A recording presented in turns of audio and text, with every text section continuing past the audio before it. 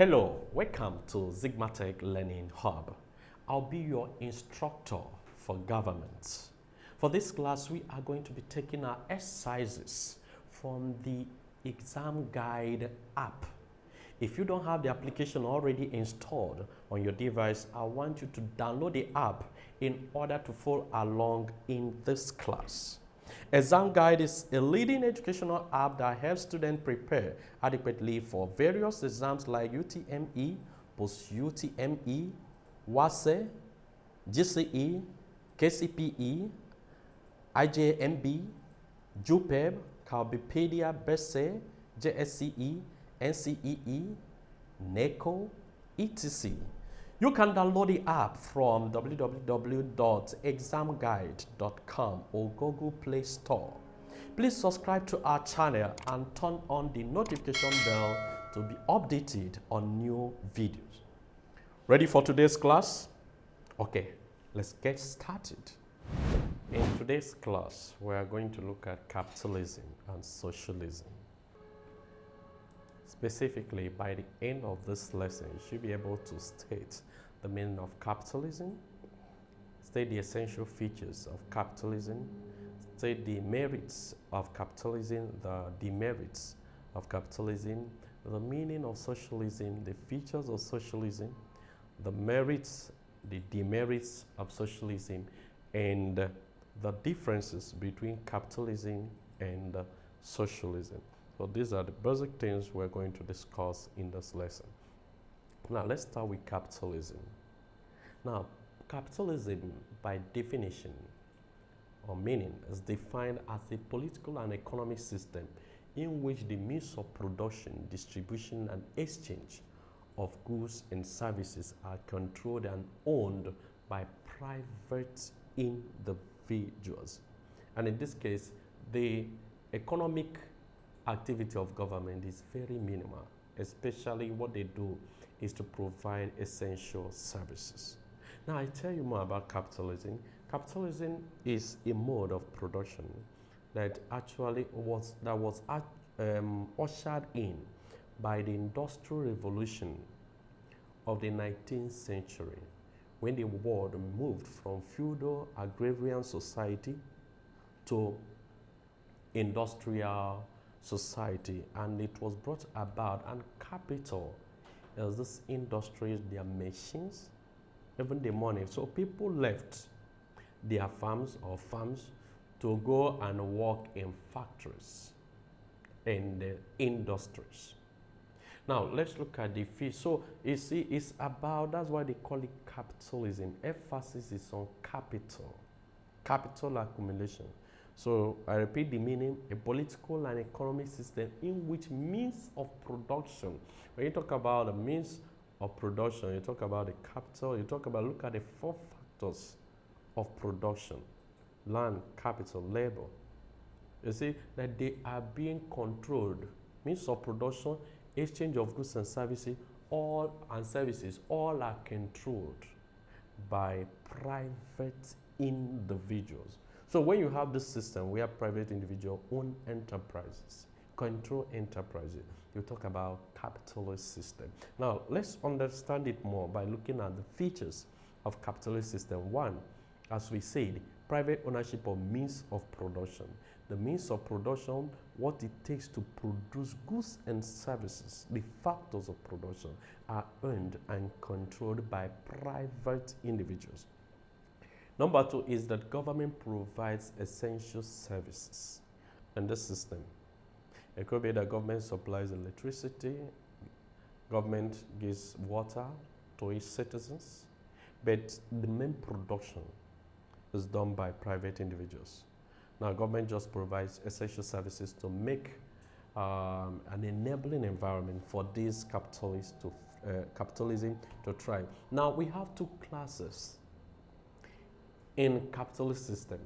Now, the division, when we talk about classes, division of people based on the position they occupy in the mode of production. Now, we have the bourgeoisie, that's the capitalists. These are the owners of the means of production. Then we have and when we say owners of the owners of industries, companies. Now we have the proletariat. These are the laborers. These are the free laborers that sell their labors to the capitalist in exchange for the wages the capitalist gave to them in return. Now these are the two classes. Unlike the feudal system that precedes capitalism, where you have the serfs, the lords, and the serfs. Now this third one or fourth feature of capitalism is that exploitation exists in the system. Now, who is exploiting who? The bourgeoisie, that's the capitalist, exploit the proletariat, that's the laborers. Now, by giving them peanuts and not paying them what is proportionate to the labor that these people, the proletariat, puts in place in the production process. And the capitalist make his profit from what we call this surplus, the surplus value. That's the differences between what the laborer puts in and what the person actually gets at the end of the day as a laborer. Now this difference is what we call the surplus value, from which the capitalist exploits the proletariat and makes his profit. Also, prices of goods and services are controlled by market forces in a capitalist society. Market forces, we talk about forces of demand and supply, which says the higher the supply, the lesser the price. The lower the supply, the higher the price. So these market forces of demand and supply controls the prices of goods and services. Now, labor is a marketable commodity, unlike the feudal system that precedes, and even other systems that precedes this, what they call it, this capitalist system. You find out that labor can be bought. So people work for money, that is, people give their labor in exchange for wages, in exchange for living wages. So labor as such is something that can be bought. It becomes a commodity. Now, profit motive is the reason for establishing enterprises. So the capitalists establish these enterprises, industries, purely to make profits. So profit motive is there. Then competition and economic rivalry. There is competition in a capitalist system. The competition is usually because you must have different industries producing similar commodities. So as a result, there is usually competition. Now, it's also a free market economy that the government does not centrally control or plan. Then there's freedom of choice to consumers. Freedom of choice in the sense that the consumers have different choices because we have different brands of the same product. So the consumer can decide to choose either to buy this product or to buy this one or to buy the one from this company. So they have choices because there's competition in capitalism. No capitalist, no industry produces one particular commodity. Now there's class struggle between the bourgeoisie and the proletariat. You know, the proletariat, they yearn for increase in their wages. Why the bourgeoisie? And for them to realize that, they need to force or negotiate with the bourgeoisie to accept less profit. So you see, and also the bourgeoisie will rather the proletariat take less so that they can make more profits. So they have different and conflicting interests. And this different and conflicting interest leads to what we call the class struggle, which also reflects on the society. Now there's occupational specialization where people work in their field, the field they study or the field they are professional in there. Now, let's look at the merits of capitalism, arguments for capitalism, why people advocate for this mode of production. Now, we have it guarantees maximum freedom of enterprise. Now, people are free to enterprise. People are free to establish their industry, their company. There's freedom of that. Nothing prevents you. So long as you follow the legal requirements to establish yours, there's no problem. Also, it increases the quality of goods and services produced. The reason being for this is that there is competition. So if you produce inferior goods and services, of course, your competitor will be the one that the customers will patronize. So, and the people want to produce the best, so that, in order to compete favorably in the market, you need to produce the best. So as a result of it, we have quality of goods and services produced. Now there's efficient use of talent.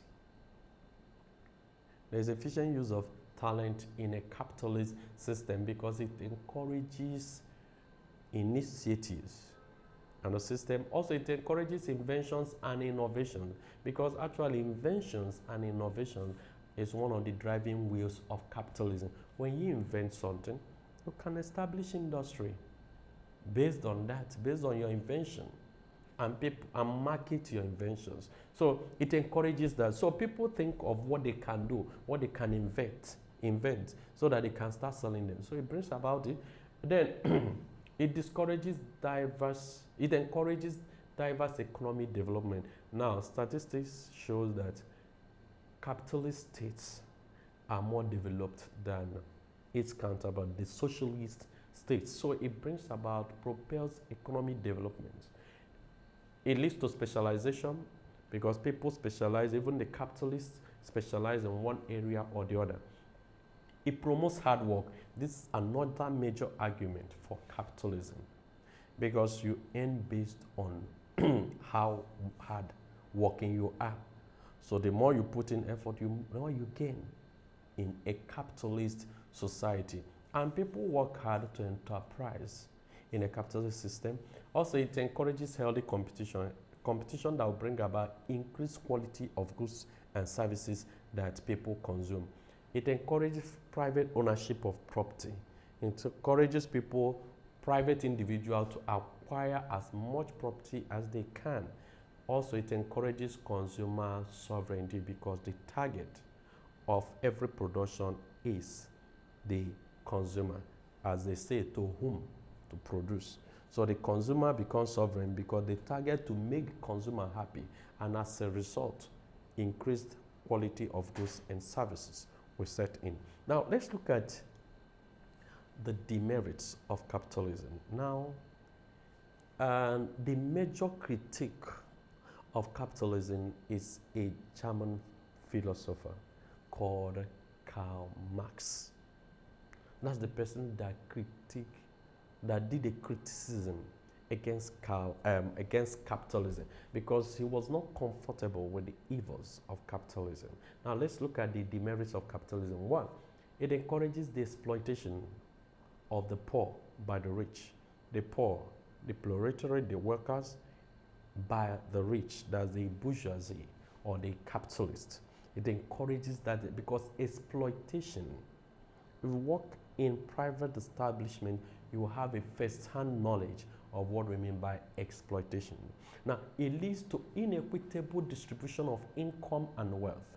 You see a situation where the income, the wealth in the country is accumulated by few people, while the rest are not doing well, they are poor. So the rich gets richer, the poor gets poorer. So it may lead to unhealthy rivalry.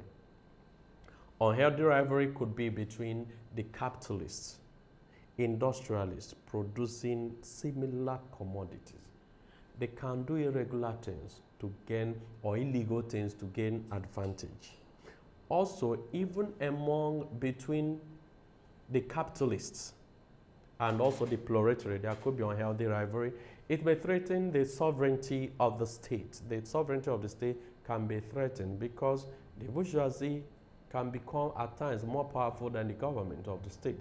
It may lead to conflict between employers and employees because of the struggle.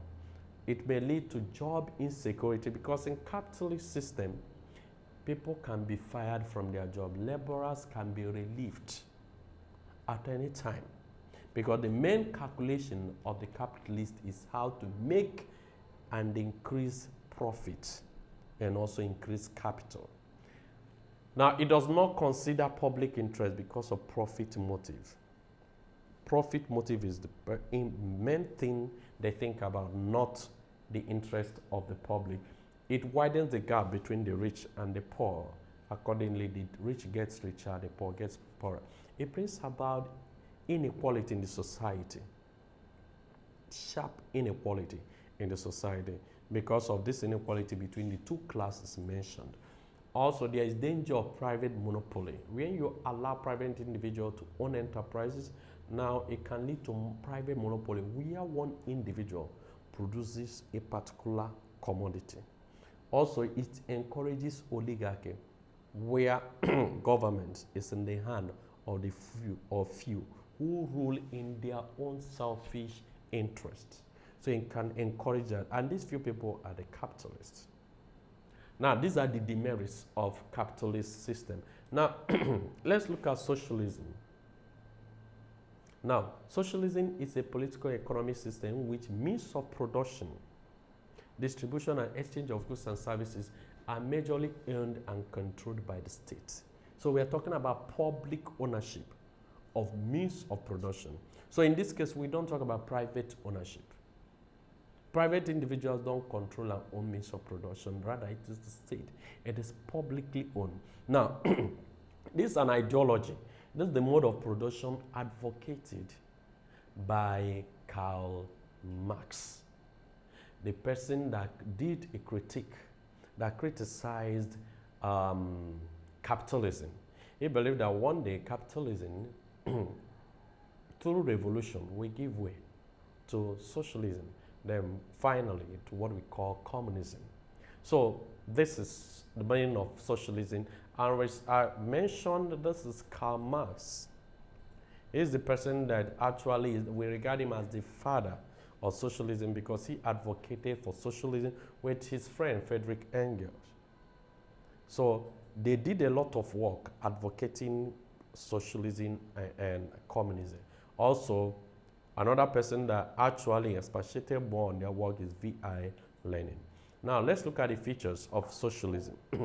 Now, it advocates state ownership of means of production. That is, industries are owned by the state and not private individuals. The other one is there's limited individual ownership of means of production. The participation of private individuals is very minimal on this system.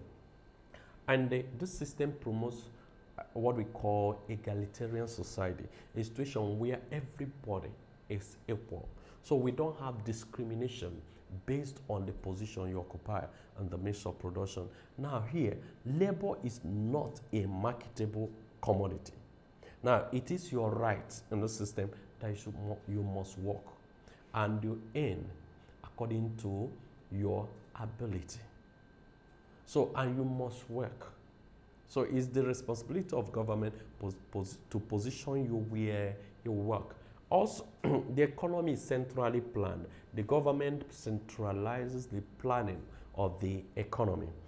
Also, this system is seen as a transitional stage. According to Karl Marx, socialism will later transit to a stage that we call communism, which we are going to treat later.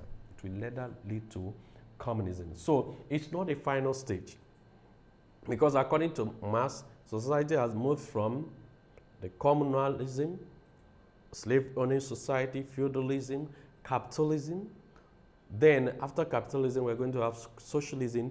The final stage will be the communism. So socialism is seen as a transitional stage to communism. Also, individuals get what they need according to their ability, what they put in. Then, where it is practiced, you normally see a one-party system that will project and propel that ideology of socialism. Then, goods are produced to satisfy needs and not profit and the system. Also, there is full cooperation of people, because this one is trying to bring society back to that sense of communalism. So there's full cooperation of everyone because there is public ownership of means of production. Also, there is free social services. The government provides free social services, and there is full employment of citizens. Now, let's look at the advantages of socialism. One, there is absence of exploitation in this system. We don't talk about the situation where you work hard and get peanuts at the end of the day. Also, there is equitable distribution of income. Income of the society is equitably distributed. There is job security. There is no fear of being sacked in this system. There is job security because the society, the state, provides essential services and caters for your need. Also, there is prevention of private monopoly. You can't talk about private monopoly because the state owns and controls the means of production. Industries are owned by the state. This system also bridges the gap between the rich and the poor by promoting an egalitarian society. It is argued that it is more democratic by bringing about that equality that can lead to equal participation of citizens in the affairs of their state. It also promotes cooperation, since we talk about public ownership of means of production. Now, the disadvantages. It is argued that of socialism. It is argued that socialism can encourage laziness. Can encourage it because the state provides your needs. So it can encourage laziness. And people will not work hard to actually innovate, bring about inventions, and begin to enterprise. So hard work is discouraged here. Now, it does not foster economic development.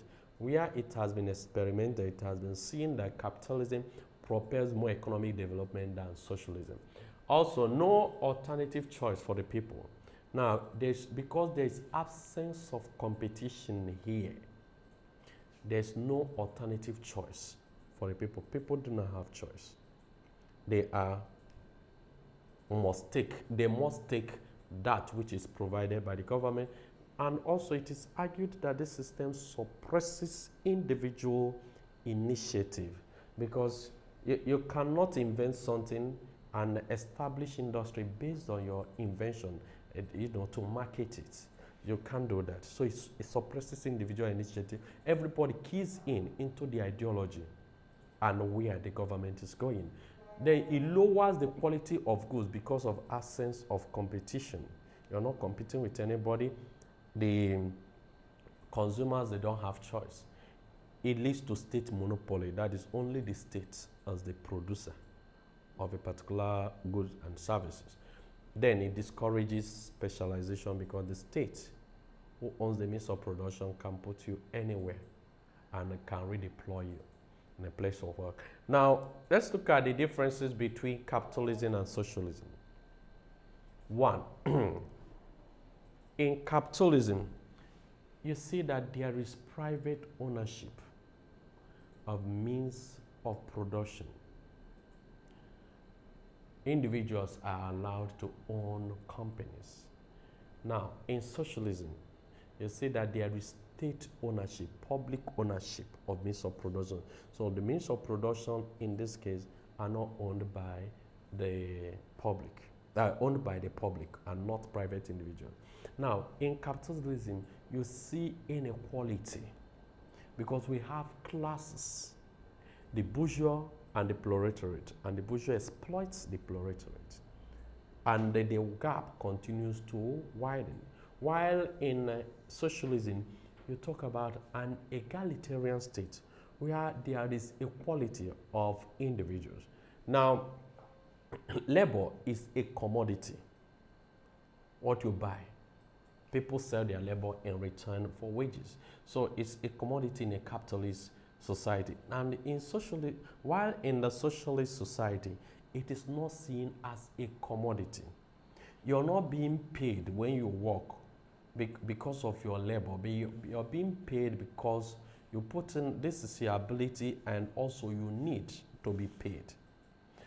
Then economy in capitalism is determined by the market forces. The forces of demand and the supply determines the economy and the prices. While in socialism, it is not determined by the market forces Prices in the economy are determined by the government. It's centrally planned. Also, the motive for doing business, for establishing companies in capitalist system is profit motive. While the motive for establishing enterprises in socialism is to satisfy individual needs. Now, there is presence of exploitation in capitalism. Exploitation of the proletariat by the capitalists. While there is absence of exploitation in a socialist system, because everything is owned by, and enterprises are owned by the state, and they pay the individual, and they don't see you as a class, as a laborer. Also, there is competition, because you have different capitalists, you have different people producing similar commodities in a capitalist system. Now, because in a socialism, because the state enjoys monopoly, no other group, no individual competes with the state in production of goods and services. So there is absence of competition in socialism. Now, in capitalism, you can see two or multi-party system. While in socialism, where it has been experimented, you see a one-party system, the party that will propagate. Even the founder of socialism, Karl Marx, advocated one-party system, the Communist Party. Then, capitalism is built on the ideology of liberalism, where an individual initiative is allowed. You have freedom in all aspects of your life, provided you don't trample upon other people's human rights. Now, socialism is built on collectivism, that the main idea is about the general interest of the people, and you work for the welfare of the public and not your private or personal interest. So these are the differences between capitalism and the socialism. Now, let me take you to our practice guide. Now, because we are doing government, we select government. This is UTME, ExamGuide, UTME. Now, for the year, we select at random, so that any year can pop up. Now, for this, we select elements of government, political ideologies. Now, we're going to answer, we click OK, get started. We're going to answer only questions based on what we have done, capitalism and socialism. Now, according to Marx's theory, the theory of Karl Marx, those who live by selling their labor are referred to as, is it the bourgeoisie, the capitalists? No. Is it the feudal lords? We are not talking about feudalism. It's the proletariats. It's not the slaves. Slave, you talk about slave-owning society. So the proletariat. Now, according to Marx, those who own and control the means of production in a capitalist society are, what do you call it? Is it the exploiters? Is it colonialists? Is it workers? They are called the bourgeoisie. Even though they exploit, but we call them the bourgeoisie. Except in a question where the bourgeoisie is not there, you can use exploiters.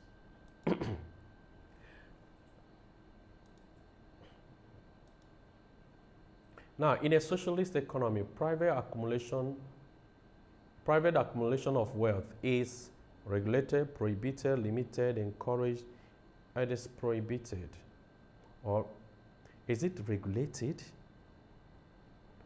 A capitalist, you regulate it. Is it encouraged? No.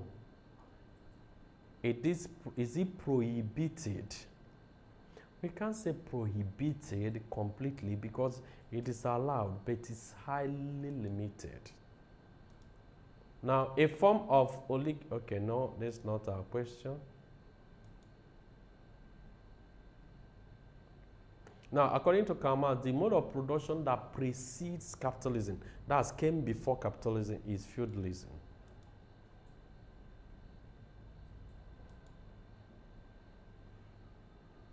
Now, according to Marx theory, those who own and control the means of production in a capitalist society are, of course, they are the bourgeoisie. Thank you for participating in today's class. You can practice more questions using the ExamGuide app. The app scores and gives a detailed explanation of all questions at the end of your practice tests.